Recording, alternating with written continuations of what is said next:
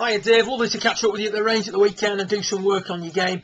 Just a quick recap on the points we covered. First of all, we weakened the grip off. The problem you had initially was that the club face was way too shut to the path of the golf club at impact due to a very strong attachment, and this in turn was making it very difficult for you to get the ball airborne.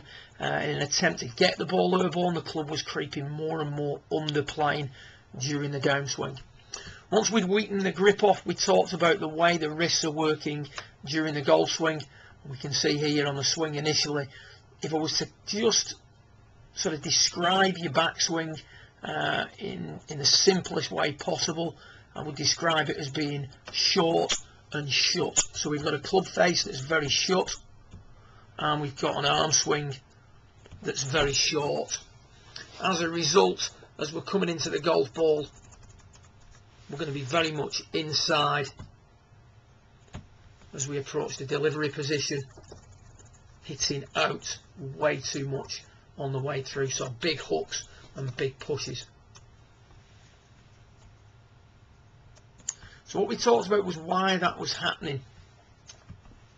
As you go back, the left forearm rotates and the wrist should be setting incrementally or at the same rate to offset the rotation of the forearm. So what we're going to see here is this angle that you're creating at setup should be increasing to 90 degrees, and as the forearm rotates we get a nice online takeaway.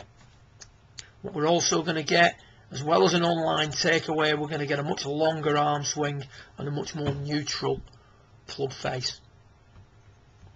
So what we're going to do here is we're going to put this angle in very early. So we're going to set the wrist upwards so that we're loading the wrist, so we're cocking the wrist. Ideally we'd have that at about 90 degrees, but we're going to put that wrist hinge in there early. We're then going to rotate the forearm or the back of the left hand, so you can see there we've set the wrist and we've rotated the back of the left hand. So there are two component parts of the backswing for you, or the takeaway for you, and we're putting those in before we swing back.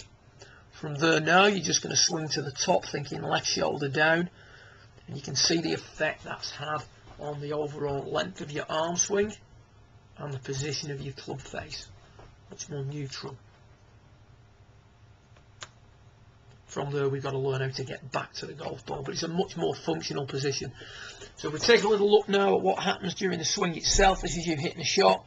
We're going to see that first of all, as the club is being turned back, if you will, with the forearms or the back of the left hand, the wrists are now setting a little bit more to offset that, keeping the club more in front of you. The set of the club halfway back is now a little bit more upright, and then this is the change I like more than anything. At the top of the backswing, look how much more length we get on this, much longer arc, much more travel of the left arm during the backswing.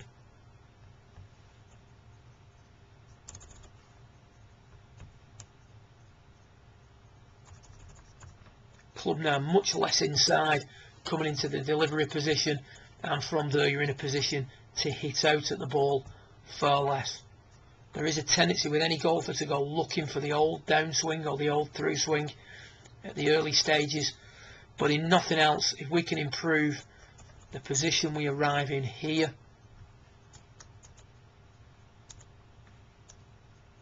then we're going to improve your overall performance out on the golf course. Massive improvement during the backswing there, Dave.